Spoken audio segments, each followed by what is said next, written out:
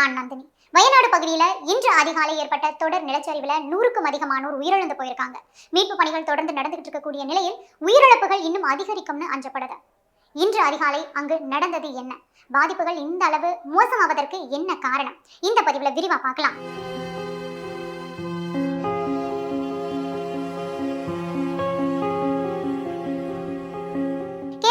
வயநாட்டுல தென்மேற்கு பருவமழை ருத்ரதாண்டவம் ஆடிக்கிட்டு இருக்கு.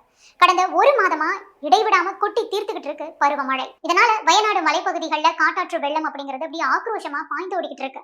கோழிக்கோடு, வயநாடு, மல்லாபுரம், திருச்சூர், எர்ணாகுளம்னு பல பகுதிகளிலும் கனமழை கொட்டி தீர்த்துக்கிட்டு இருக்கு.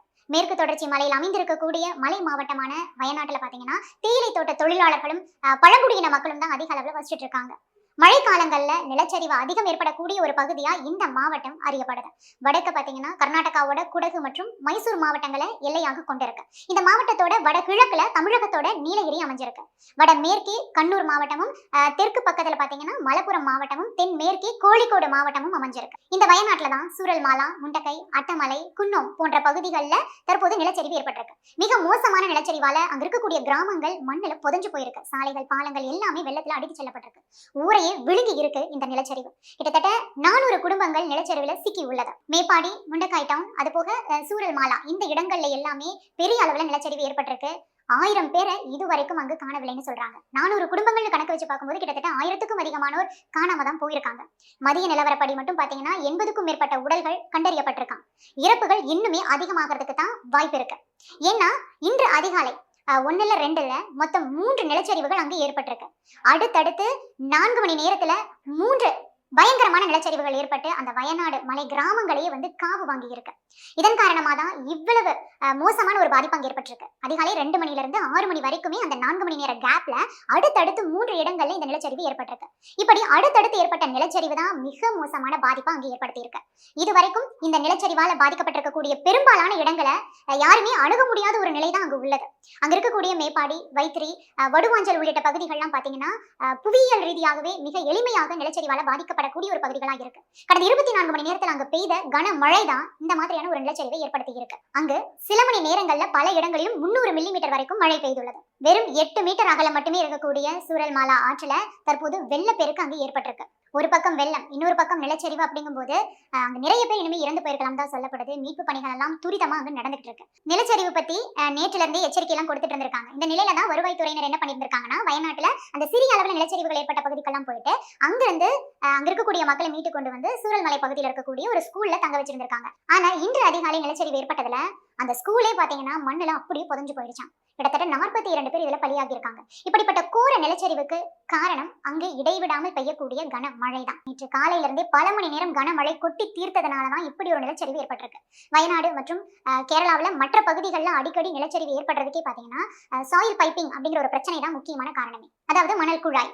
இப்போ மண்ணுக்கு கீழே ஒரு பைப்பை நம்ம நட்டு வைக்கிறோம் அப்படிங்கும் போது அந்த பைப்பை சுத்தி இருக்கக்கூடிய மண்ணோட வலிமை அப்படிங்கிறது அப்படியே கொஞ்சம் கொஞ்சமா குறைஞ்சிரும். அதுவே பாத்தீங்கன்னா இயற்கையாகவே மண்ணுக்கு அடியில ஒரு குழாய் மாதிரியான அமைப்பு உருவாகுது. தண்ணீர் மூலமா அது உருவாக்கப்படுதுன்னு வச்சுக்கோங்க. அப்போது அதை சுத்தி இருக்கக்கூடிய மண் அப்படியே வலிமை இல்லாம போயிடுது.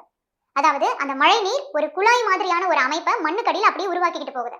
அந்த குழாய் வழியாக, அதாவது அந்த குழாய் மாதிரியான அமைப்பு வழியாக மேல சேரக்கூடிய அந்த தண்ணீர் அப்படியே உள்ள போகுது.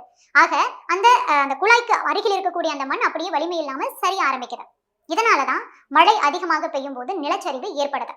இதைத்தான் சாயில் பைப்பிங் அப்படின்னு சொல்றாங்க. மழை பெய்யும் போது சாயில் பைப்பிங் ஏற்படுத்தப்படுது. அதனால மண் வலிமை இல்லாம போயிட்டு இந்த மாதிரி நிலச்சரிவு ஏற்படுது.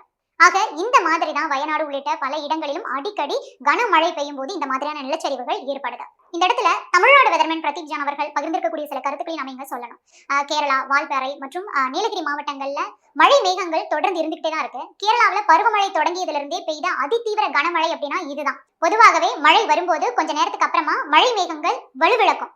அதற்கு பிறகு மற்றொரு மழை மேகங்கள் உருவாகும். ஆனா இப்போது கேரளாவில அந்த மாதிரி மழை மேகங்கள் வலுவிழக்கவே இல்லையாம். கனமழை தொடர்ந்து பெய்து கொண்டே இருக்கு. இந்த அரிய நிகழ்வு தான் நிலச்சரிவுக்கு காரணம் அப்படின்னு குறிப்பிட்டிருக்காரு. ஆக கனமழை அதிகமா பெய்யறதன் காரணமா தான் இந்த நிலச்சரிவு அங்க ஏற்படுது அப்படிங்கறதையும் இவர் சொல்றாரு. கேரளாவில 2019 வயநாட்டில் ஏற்பட்ட நிலச்சரிவுல 121 பேர் பலியானாங்க. தற்போது மீண்டும் அங்கு ஒரு மிகப்பெரிய நிலச்சரிவு ஏற்பட்டிருக்கு. வயநாடு நிலச்சரிவுல சிக்கி மதிய நிலவரப்படி 80க்கும் அதிகமானோர் இறந்து போயிருக்கக்கூடிய நிலையில முண்டக்கை தேயிலை தோட்டங்கள்ல பணிபுரிந்த அஸ்ஸாம் மற்றும் மேற்கு வங்க மாநிலங்களை சேர்ந்த 600க்கும் மேற்பட்ட தொழிலாளர்களோட கதி என்னவாச்சு அப்படிங்கறதே தெரியலையாம். முண்டக்கை பகுதிகளில் இருக்கக்கூடிய தேயிலை தோட்டங்கள்ல 200க்கும் அதிகமான அஸ்ஸாம் மற்றும் மேற்கு வங்க மாநில தொழிலாளர்கள் வந்து பணிபுரிஞ்சிட்டு இருக்காங்க குடும்பத்தோட. 600க்கும் மேற்பட்ட அந்த தொழிலாளர்களோட குடும்பங்கள் அவங்களோட கதி என்ன அப்படிங்கிறது இதுவரைக்கும் தெரியல. ஹாரிசன்ஸ் மலையாளம் லிமிடெட் அப்படிங்கிற நிறுவனத்தோட பொது மேலாளர் பெனில் ஜான் என்ன சொல்லியிருக்காருன்னா, எங்களோட எஸ்டேட்ல 600க்கும் அதிகமான தொழிலாளர்கள் வந்து வேலை செஞ்சுட்டு இருந்தாங்க. அவங்களோட கதி என்ன அப்படிங்கிறதே தெரியல. அவங்கள எங்களால கான்டாக்ட் பண்ணவே முடியல அப்படின்னு சொல்லியிருக்காரு. அது போக அந்த முண்டக்கை பகுதியில மொத்தம் 2 வார்டுகள்ல 3000 பேர் வசிச்சுட்டு இருந்ததா கல்பேட்டா எம்எல்ஏ சித்திக் வேற சொல்லியிருக்காரு. இதனால நிலச்சரிவுல சிக்கி பலியானவங்களோட எண்ணிக்கை அப்படிங்கிறது ரொம்பவே அதிர்ச்சி தரக்கூடியதாக இருக்கும் அப்படின்னு தான் சொல்லப்படுது. அதோட அந்த முண்டக்கை பகுதியில சீக்கிரமாகவே அந்த மலைப்பகுதிகளில் இருள் சூழ்ந்து விடும் அப்படிங்கிறதுனால மீட்பு பணிகளை மேற்கொள்வது ரொம்பவே கடினமா இருக்கும். முதல் கட்டமா உயிரோடு இருக்கிறவங்களை மட்டும் தான் மீட்டு கொண்டு இருக்காங்க. இதனால உயிரிழந்தவருடைய எண்ணிக்கையை கணக்கிடுவது அப்படிங்கிறதே ரொம்பவே கஷ்டமான ஒன்றுதான். அதோடு வயநாடு நிலச்சரிவுல சிக்கி உயிரிழந்தவங்களுடைய உடல்கள் பாத்தீங்கன்னா அந்த காட்டாற்று வெள்ளத்துல சாலி ஆற்றுல அடித்து வரப்பட்டு நீலாம்பூர் பகுதிகளில் கரை ஒதுங்குவதா கேரளாவில் இருக்கக்கூடிய ரிப்போர்ட்டர்ஸ் வந்து சொல்லிட்டு இருக்காங்க. இதனால கனவுல கூட நினைத்து பார்க்க முடியாத ஒரு மனித பேரழிவு வயநாடு மலைப்பகுதியில வந்து நிகழ்ந்திருக்கு அப்படிங்கிற ஒரு விஷயத்தையும் வந்து அங்க இருக்கக்கூடிய பத்திரிகையாளர்கள் தற்போது சொல்லிட்டு இருக்காங்க. இது பற்றி நீங்க என்ன நினைக்கிறீங்க? உங்களுடைய கருத்துக்களையும் பதிவு பண்ணுங்க.